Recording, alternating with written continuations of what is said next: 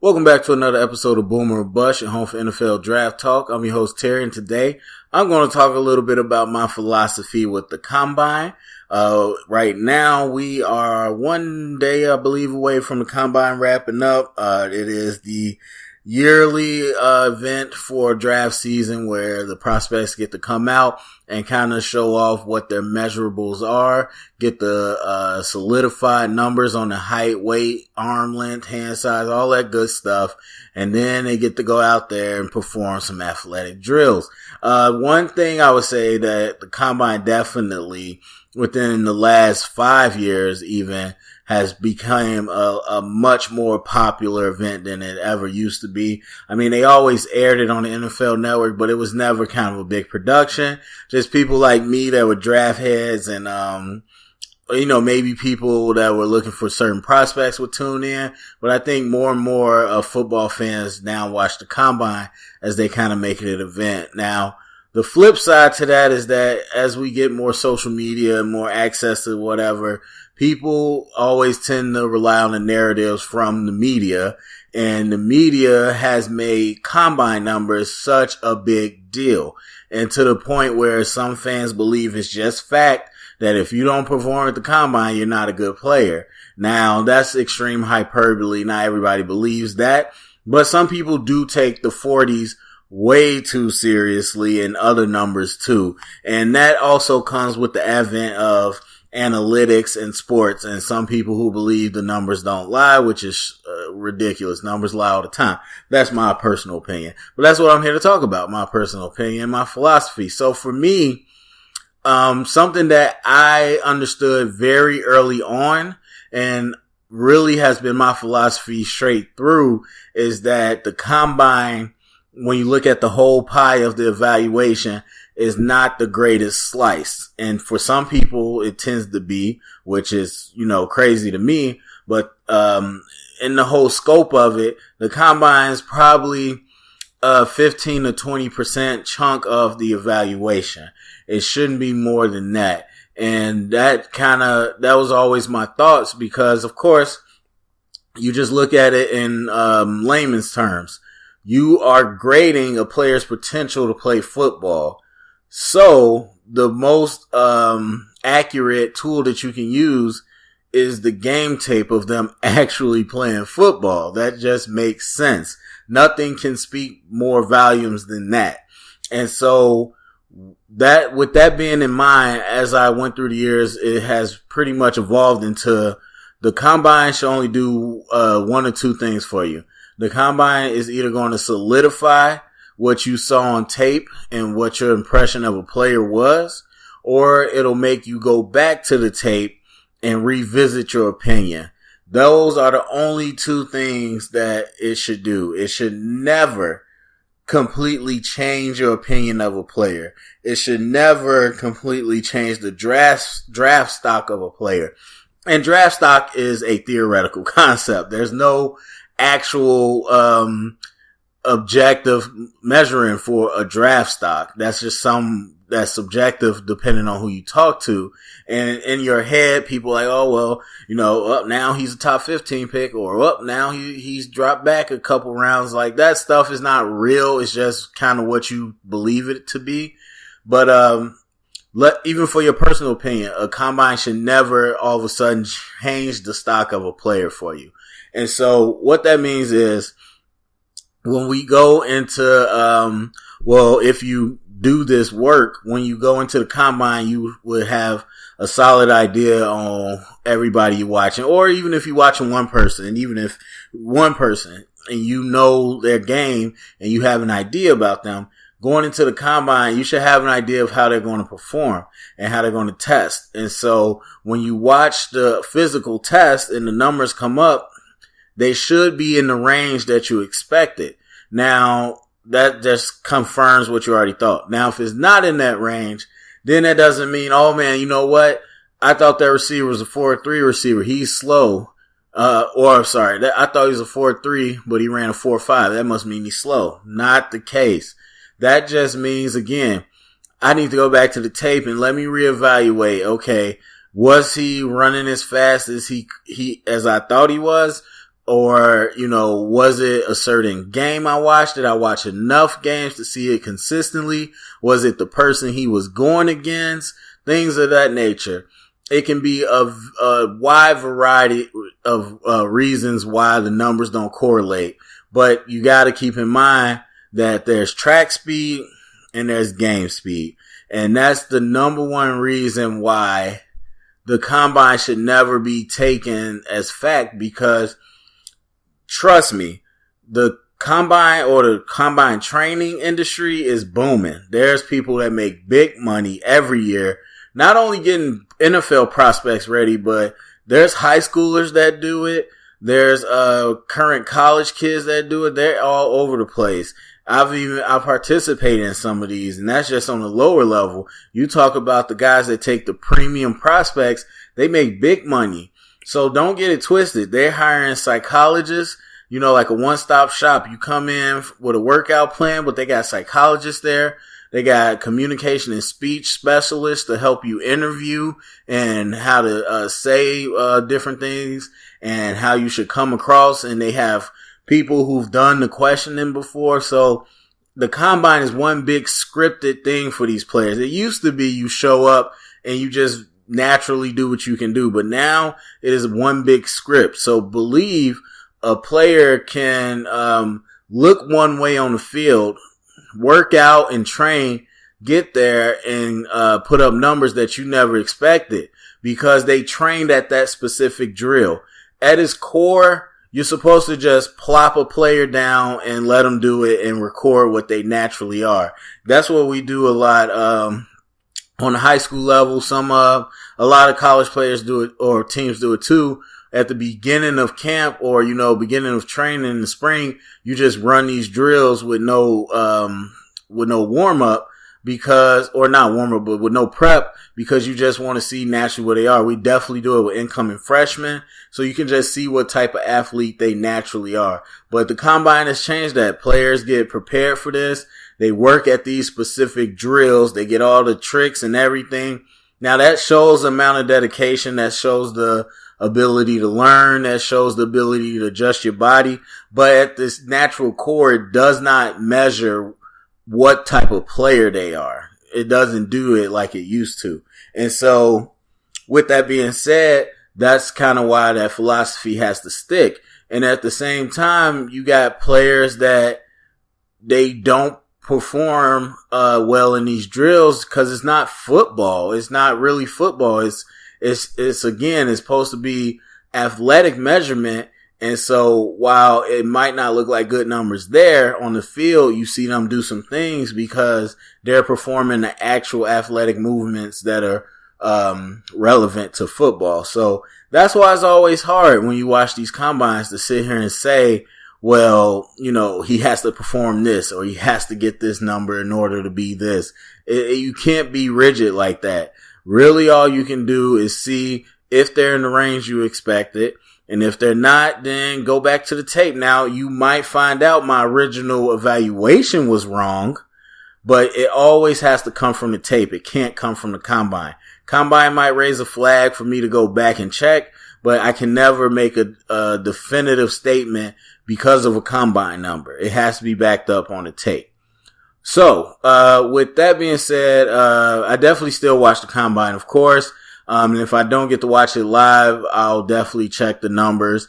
Through the second round of evaluation, I use all the combine stuff. That's when I update the measurables. And that's when I kind of can compare when I'm watching the video again and I'm looking at my opinion. That's when I can go to the numbers and compare and contrast. So the combine is definitely an important piece. As I said earlier, about 20% at max, but it's not the whole puzzle. It's just something that you got to kind of throw into there. And so there's a lot of different things I look for in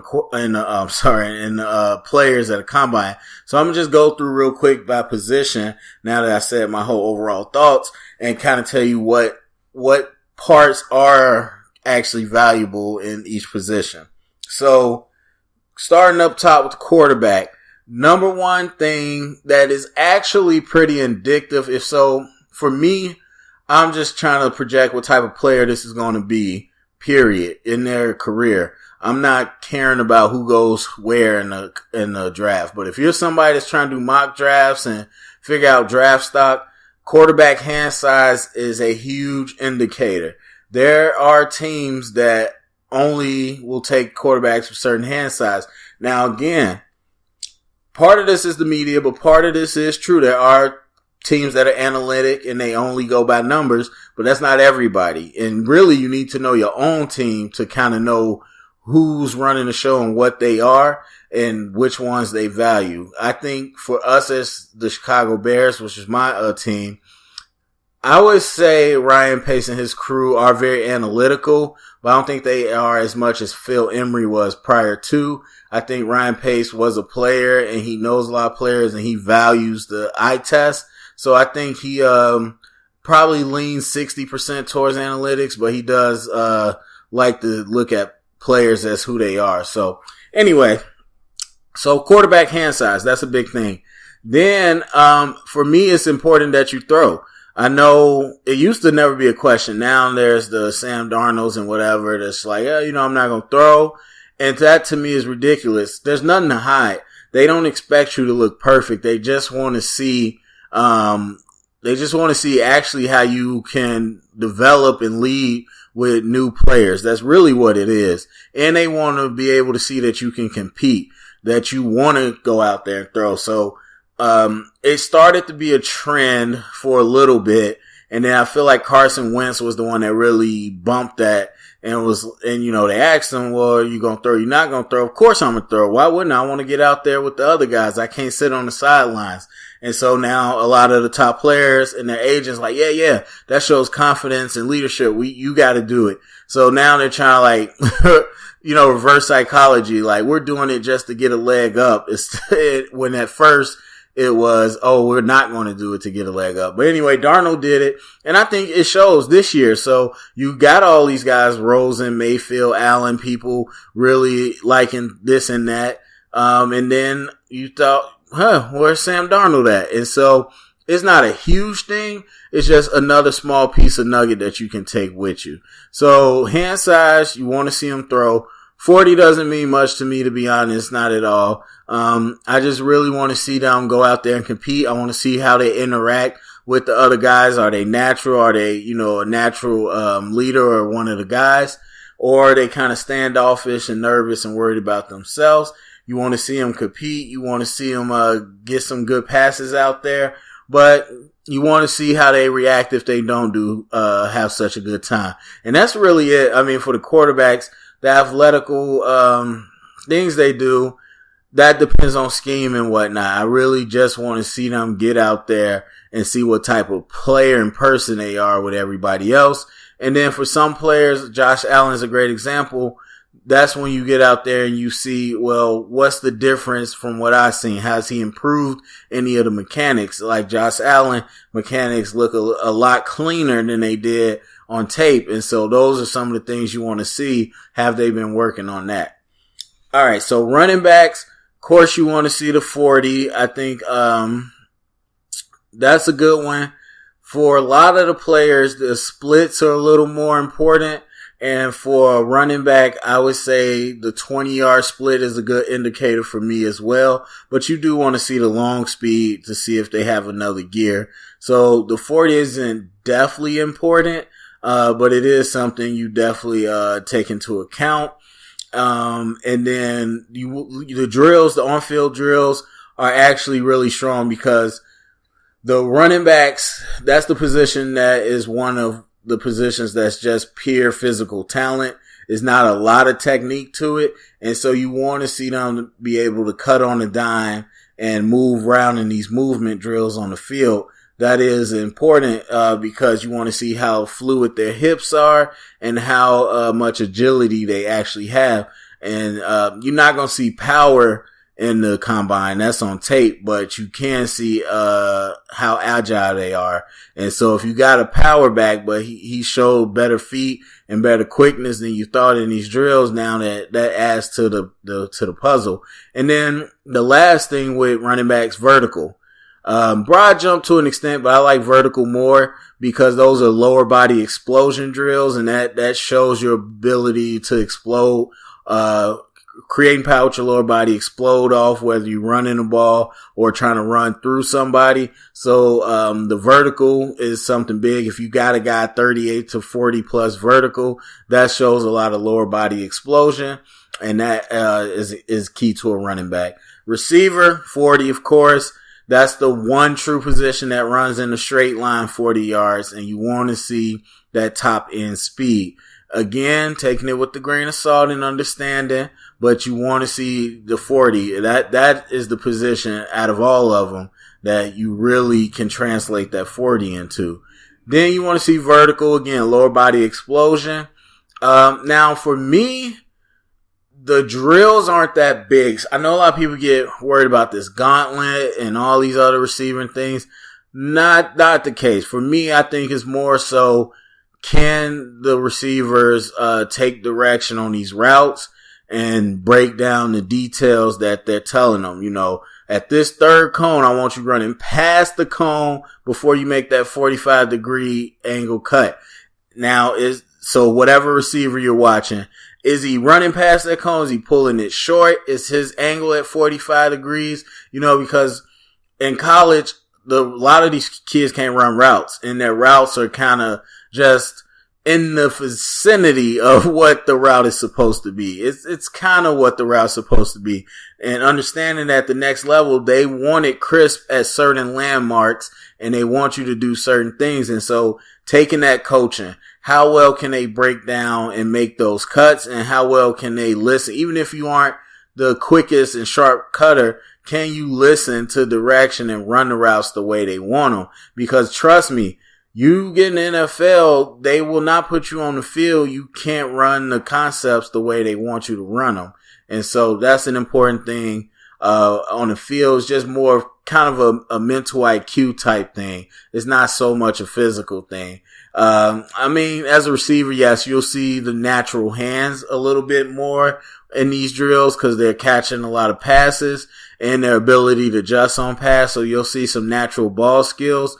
It'd be nice to see a little more actual. It's hard. I mean, it's not really hard to do with receivers and corners to do like a 50-50 ball type drill. But you're not going to see that in combine, but it would be nice because some of these guys, you just want to see how well they have hand-eye coordination, track the ball. So again, the gauntlet and stuff to me don't really matter. I'm looking at 40. I'm looking at, the vertical, 3-cone to an extent. Running back, 3-cone, definitely. Sorry. 3-cone for the running back. That's also lateral. Receiver, certain extent, but the on-field stuff, I just want to see how well they take direction.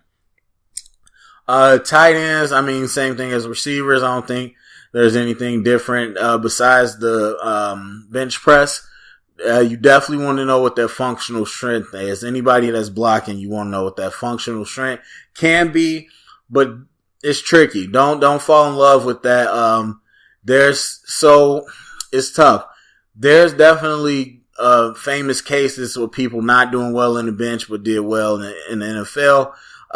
But I would tell you typically for offensive linemen, as I'm kind of shifting there anyway, offensive linemen, typically that is a pretty good indicator because, so as a defensive lineman, yes, you generate your power, your upper body power through those pecs and those biceps and the triceps, but you're moving to the ball. So your ability to get off a block or to run and whatever, that can offset that lack of strength. As a offensive lineman, you're trying to move a person. You're not trying to get off and around them. You're trying to move them and engage them. And so that, upper body strength from the bench tends to be a better indicator for offensive lineman than a defensive lineman. So the bench is big. 10-yard split for, offensive lineman. The whole 40 doesn't matter. They're not running 40 yards in a game. That 10-yard split is how fast can you explode. And really 5 yards, if they had it, they don't. They mark the split at 10. But that just gives you a good idea of how they explode off the ball. And then in the drills, the only one you need to see is the mirror drill. The mirror drill tells you everything about alignment. I tell these guys, at the high school level, I tell these guys at the college level, You want to perfect that mirror drill going into the combine. They look at that very heavily. I mean, the pin and pull stuff, the kick slide stuff, which is good to see who has fixed their kick slide technique. But, all that's kind of just, it's fluffy. The mirror drill tells you the most. That's the one where you can see a lateral movement of offensive linemen. You can see the hip movement, and you can see the ability to work through, because that is a grind, especially when they make you go for like 35 to 55 seconds straight movement. See them push through, see how well they can mirror a defender. That's a big drill for the offensive lineman. That tells me a lot about them, to be honest with you. Then that's all offense. Yeah. So D-line, as I said, bench, you want to see it. It's not as needed. I mean, there's guys with big marks that don't do well. There's guys with lower marks that do well. Same now. D-line's a little different. So no, I take it back. If you're a D-end or if you're an inside guy, I think 10-yard split. Even if a guy runs a nice, like we got Clowney and some of these freak athletes, people are like 4.5, and it's like, yeah, that stuff is nice, but again, the long speed for a D lineman is not super important. That's not something you're going to be doing. I still want to know the 10-yard split. I want to see how fast you can get off the ball. That to me is going to be more important than what you run in the 40. And then the defensive lineman, I mean, the on-field drill, you don't have pads. It's not a whole bunch you can do. Now I do like the rip and lean drill when you see them having to, lean around the corner on the bag. I've always talked about lean when evaluating D linemen. That is something that's interests me, but honestly, nothing else they do really is that impactful. The combine for a D lineman is just, whatever. I mean, the 40 can tell you some things, but really, I'm not the 40. Yeah, sorry. Not the 40, the vertical. Sorry. The vertical can tell you something about lower body explosion. But really that 10-yard split I'm looking at. I do like to see the broad jump in the 10 or the 3 cone from the D line. But again, those things are kind of just fluffy. D lineman is probably the one position that probably is not served at all really at the combine too much. And then you got linebackers. Linebackers, you want to see the 40. You definitely want to see the 40. And because you run in a straight line downhill, not 40 yards, but you do run in a straight line downhill. And then you want to see the long speed so you know the ability to chase people. Bench, not something that's needed for a linebacker in my opinion. And not even really the 40-yard I keep saying that, not the vertical or the broad. I mean, that lower body explosion is nice to know about, but they're off the ball. They're not exploding off the ball. They're not exploding into people most of the time. They're engaged in blocks in space. So that lower body explosion is nice to know. It's not something I need. Now, the on-field drills for a linebacker are way more important than most positions. That's the one I want to see. I want to see them have that movement drill where they're sending them out in zone, they're changing direction, then they're going up to catch the ball. That's the stuff I want to see. I want to see how well you move as a linebacker. Cause that's going to tell me your coverage limitations. That's going to tell me how stiff the hips are. All those things that kind of help me determine if you're a 3-down linebacker or if you're a run stuffer or what you are. And then defensive backs. This is the big one. 40, I still think receivers more so, but number 2, it would be defensive backs because they spend most of their time moving backwards. So you got to know how fast they are in a straight line. That's going to tell me the recovery speed of a corner. That's going to tell me that, if you're not fast going straight ahead, how can I expect you to go backwards and turn around and be fast? So you got to have some speed at the 40. That's huge for a corner. And then also you don't get to see them running straight lines that often. And so, You definitely want to see that from the corners. The 40 yards, I keep every single time I've done that. The vertical, not the 40 yard, the vertical is important. Again, lower body explosion, more so what's your ability to go up and get the ball and play the 50-50 ball. Bench press, not really at all. But the on-field drills, just as important as linebackers. Linebackers can be stiff, come downhill as hitters.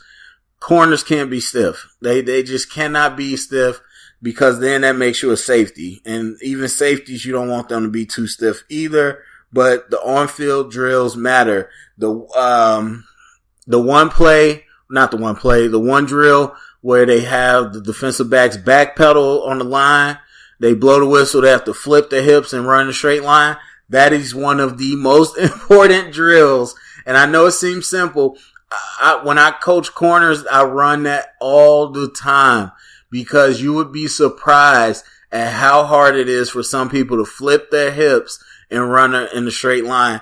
That tells you all you need to know. Is he a safety? Is he a corner? That tells you all you need to know. If they struggle with that, it'll be hard to have them at corner. And you really see who's stiff and who's not. But a lot of what corners do don't involve physical contact unless that's your scheme. But a lot of it really is just moving out in space. And so you don't need pads or a helmet to do that. You want to see these corners move around in space, be able to change direction, flip the hips and go, and then high point the ball, do all that. So linebackers and corners and safeties, that is huge at the combine, that on-field stuff.